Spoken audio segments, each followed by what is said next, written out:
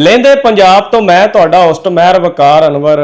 ਨਸ਼ੇ ਜੈਸੀ ਜਿਹੜੀ ਲਾਨਤ ਏ ਇਹਨੇ ਕਈ ਨੌਜਵਾਨ ਗੱਭਰੂ ਮਾਵਾਂ ਦੇ ਜਿਹੜੇ ਪੁੱਤਰ ਨੇ ਉਹ ਤਬਾਹ ਕਰ ਦਿੱਤੇ ਨੇ ਤੇ ਆਏ ਦਿਨ ਜਿਹੜੇ ਨਸ਼ੇ ਦੇ ਵਾਕਿਆਤ ਨੇ ਵਾਧੇ ਚਲੇ ਜਾਂਦੇ ਪਏ ਨੇ। ਇਸੇ ਤਰ੍ਹਾਂ ਜਿਹੜੀਆਂ ਮੁਹੱਬਤ ਦੀਆਂ ਦਾਸਤਾਨਾਂ ਨੇ ਕਈ ਨੌਜਵਾਨ ਗੱਭਰੂਆਂ ਨੂੰ ਆਪਦੀ ਲਪੇਟ ਦੇ ਵਿੱਚ ਲੈ ਗਈਆਂ ਨੇ। ਮਾਂ-ਬਾਪ ਨੂੰ ਉਹਨਾਂ ਦੇ ਜਵਾਨ ਪੁੱਤਰਾਂ ਤੋਂ ਮਹਿਰੂਮ ਕਰ ਦਿੱਤਾ ਗਿਆ ਹੈ। ਇਸੇ ਤਰ੍ਹਾਂ ਹੀ ਇਲਾਹਾਬਾਦ ਦਾ ਨੌਜਵਾਨ ਹੈ ਜਿਨੇ ਮੁਹੱਬਤ ਕੀਤੀ ਏ ਇੱਕ ਲੜਕੀ ਦੀ ਖਾਤਰ। ਅੱਜ ਇਹਦਾ ਹਾਲ ਵੇਖ ਲਵੋ ਕੀ ਬਣਿਆ ਪਿਆ। ਇਹਦੇ ਨਾਲ ਗੱਲ ਕਰਨੇ ਆ ਕਿ ਸਾਰਾ ਮਾਮਲਾ किस तरह बनया ਤੇ ਇਸ कदर ये नशे का आदी किस तरह बनया जी।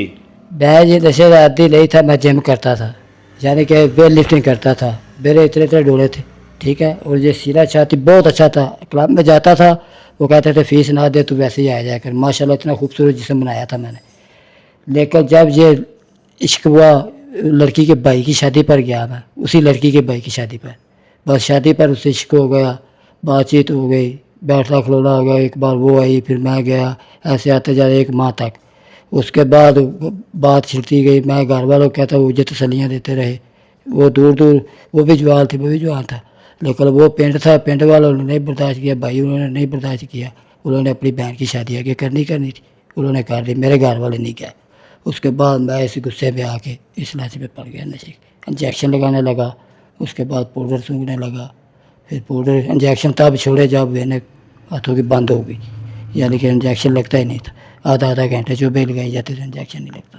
नहीं तो तेरे घर वाले तेरा रिश्ता क्यों नहीं किया? तू घर वाले जो दसिया कि मैनू कुड़ी नाल मुहब्बत हो गई तो इनका रिश्ता जोड़ा मेरे वास्ते लवो। हाँ, उन्होंने रिश्ता इस कदों दी लिया जी, मेरे तो बड़े बैठे सी विचर वाले जी शादीशुदा। उन्होंने लोगों के विच उन्होंने रिश्ता कर लिया, नाल उन्होंने शादी के विच पै गया। फिक्र उन्होंने शादी के विच चक्कर पै गया। एक तो दिन रखेगा, एक दी फिर शायद दूसरे के भी दिन रखेगा। इस तरह फिर वो शादी 4-5 बेटे 6 बार उधर गुजर गया। फिर उस तो बाद सिस्टर की शादी कर दी थी। इस वजह तो स्टेप बाय स्टेप मैं छोटा था उनसे, इसलिए मुझे मेरे पर तवज्जो नहीं दी। मेरे घर वाले कहते चलो ठीक है पुत्र तू राजी है, मैं राजी हूँ, सुबह जाते हैं परसों जाते। मुझे लारे लगाई रखा, ले गए। उसका भी दिल तोड़ा, मेरा भी तोड़ा। फिर मैं गुस्से पे आके दस लड़की भागने तक मेरे साथ मजबूर हो गई।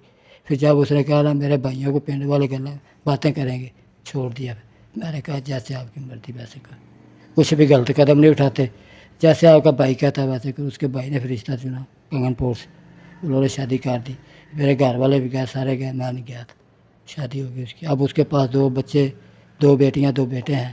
खुशहाल, अल्लाह पाक उनको खुशी रखे, मेरी दुआ। नहीं तो ਉਹ ਉਹਦੀ ਤਾਂ शादी हो गई तो तू नशे ते लग गया। तेनू की मिला नशे ते लग के? बेलू है जलालत जी अभी अभी मेरे साथ हुआ।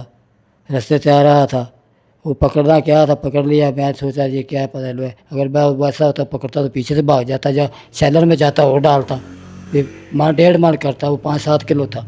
वो पकड़ा, पहले मुझे भाई ने आवाज़ मारी, मैं देखा नहीं, मैं उसके पास ही लगाया सीधा। मैं क्या बात है भाई, मुझे क्या पता ये क्या है भाई, ये तोड़ी उधर गिरी पड़ी थी, मैंने पकड़ी है। 2 कावले नीचे से पड़े, पलटा तो ये सामान निकला 20। उसे कहा तुमने चोरी की है क्या? मैंने भाई अगर मैं चोरी की होती तो मैं गेट पे क्या लेने आना था। ते नशे ते जड़ा लग जावे वापस किवें आ सकदा है? वापस आ सकता है नीयत वाल मुराद। तो यह कर ले क्या चीज़ है, लुबा नहीं देखना, मर्दों मार जाऊँगा, वो छड़ सकता है। वरना नहीं कि इलाज करा के भी आते हैं फिर लग जाते हैं। और ज़बरदस्ती जो करते हैं, घर वाले कहते हैं बांध देते हैं, ये करते हैं वो करते हैं, वैसे नहीं। खुद ही का उसका म्यार बने, उसका ज़मीर मुतमिन हो कि मैं ये छोड़ सकता हूँ, फिर छोड़ सकता। फिर उसे मोहब्बत मिले घर वालों से, पूरी खुराक मिले, उसकी तरबियत मिले उसको, यानी कि कोई ऐसी वैसी बात नहीं, उसको कोई ताना वाना ना दिया जाए, कुछ भी ना हो। तकरीबन 3-6 माह तक उसकी ऐसी मोहब्बत मिले उसको कि उसे समझो कि कुछ भी जाना हर चीज़ मुहैया हो रही है, तो छोड़ जाएगा। अगर चीज़ दे के एक चीज़ देनी है तो 10 बार उसको गाली निकालनी है तो कभी नहीं छोड़ेगा, वो चाहे सोना खिला दे उसको। ਤੇ ਨਸ਼ੇ ਦੇ ਵਿੱਚ ਕਿੰਨਾ ਸਰੂਰ ਮਿਲਦਾ ਜਦੋਂ ਨਸ਼ਾ ਕੀਤਾ ਹੁੰਦਾ? ਸਰੂਰ ਜਦੋਂ ਨया ਆਦੀ ਲੱਗਦਾ ਨਾ ਆਦਮੀ, ਉਦੋਂ ਇੱਕ ਡੋਜ਼ ਨਾਲ ਸਾਰੀ ਦਿਹਾੜੀ ਤੇ ਸਾਰੀ ਰਾਤ ਲੰਘ ਜਾਂਦੀ, ਬੜਾ ਮਜ਼ਾ ਆਉਂਦਾ। ਤੇ ਜਦੋਂ ਆਦੀ ਹੋ ਜਾਂਦਾ ਫਿਰ 1 ਤੋਂ 2 ਡੋਜ਼ਾਂ ਜਿਹੜੀਆਂ ਨੇ, ਇੱਕ ਡੋਜ਼ ਮਸੇ ਜਿਸਮ ਹੀ ਸੈੱਟ ਕਰਦੀ, ਦੂਸਰੀ ਡੋਜ਼ 'ਚ ਬੜਾ ਜਿਹਾ ਪਤਾ ਲੱਗੇਗਾ, ਫਿਰ ਤੀਸਰੀ ਡੋਜ਼ ਲਾਵੇਗਾ, ਇਸ ਤਰ੍ਹਾਂ ਵੱਧ ਜਾਏਗਾ। ਵੱਧਦਾ ਫਿਰ ਘਟਦਾ ਨਹੀਂ, ਕਿਉਂਕਿ ਜਿੱਡੀ ਦੇਰ ਉਹਦੀ ਤਬੀਅਤ ਆਪਦੀ ਨਾ ਸੈੱਟ ਹੋਏਗੀ, ਉਹਨੂੰ ਨਸ਼ਾ ਹੀ ਨਹੀਂ ਹੋਏਗਾ, ਫਿਰ ਨਸ਼ਾ नहीं होता। ਤੇ ਨੌਜਵਾਨਾਂ ਨੂੰ ਕੀ ਪੈਗਾਮ ਦੇਵੋਗੇ? नौजवानों ले पैगाम दवा कि इस बुरी लानत तो बच के रहें, ये मेरी दुआ है। इधर चला जा, कोई ऐसा दोस्त है बेली है तो उसको छोड़ दे, जो भी है, क्योंकि जो ये काम करते हैं वो छोड़ते नहीं। अगर तुम्हारा तल्लक है उनके साथ तो आप अपना तल्लक तोड़ दें बचने के लिए, वरना अगर आप उसके साथ रहेंगे तो आप भी लग जाएंगे। आप भी लग गया तो वो भी लग गया, काम खराब। ਨਸ਼ਾ ਕਰਨ ਤੋਂ ਬਾਅਦ ਕੋਈ ਹੋਰ ਰਾਹ ਹੁੰਦਾ ਹੈ ਵੀ ਨਸ਼ਾ ਜਿਹੜਾ ਖਤਮ ਹੋ ਜਾਵੇ, ਬੰਦਾ ਜ਼ਿੰਦਗੀ ਆਪਦੀ ਵਾਪਸ ਆ ਜਾਵੇ? हो रहा अभी मैं कहता हूँ कि जब मैथाडोल गोली दे निकाली है ना अंग्रेज़ी बाहर वालों ने बनाई है, बहुत वेरी बेस्ट बनाई है, क्योंकि नशे की तलब जो है ना वो पूरी कोई छेती चीज़ नहीं करती। मेडिसिन में गाबागन कैप्सूल खा लेते हैं, दो तीन नशा करते हैं। मैं 3 भी खा लूँ 4 भी खा लूँ, मुझे नशा ही नहीं होता। वो बेस्ट गोली है जिसने वो रुकावट डाली हुई है। तो 15-20 दिन हो गया मैं पाउडर के लागे तक नहीं गया, तो आस्ता आस्ता धीरे धीरे करके पाउडर से निजात मिली। रही बात आइश की, मिल गया पी लिया, ना मिला तो कोई बात नहीं। चर्च पे आने की कोशिश कर रहा हूँ, चर्च पे आ गया ख़त्म हर चीज़, क्यों चर्च का इतना तरोटक नहीं होता।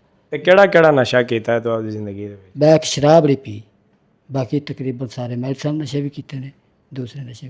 हाँ, पन्नी वाला पाउडर वर्ग ते पीता है, आइस वर्ग ते पीता है, शीशे से बोतल से पीता है, फीम खादी, चर्च पीती, अब वाइट पाउडर नाक से सूंघा और सिगरेट में पा के लगाया। सिर्फ इसका एक इंजेक्शन नहीं लगाया मैं, बाकी सब कुछ।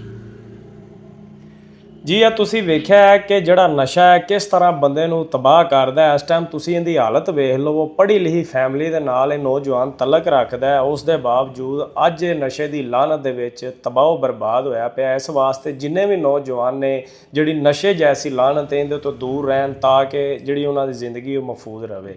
ਅੱਜ ਦੇ ਪ੍ਰੋਗਰਾਮ ਤੋਂ ਮੈਨੂੰ ਦਿਓ ਇਜਾਜ਼ਤ, ਇੱਕ ਨਵੇਂ ਪ੍ਰੋਗਰਾਮ ਦੇ ਨਾਲ ਤੁਹਾਡੇ ਨਾਲ ਫਿਰ ਹੋਵੇ ਦੀ ਮੁਲਾਕਾਤ। ਉਦੋਂ ਤੱਕ ਅੱਲਾ ਨੇ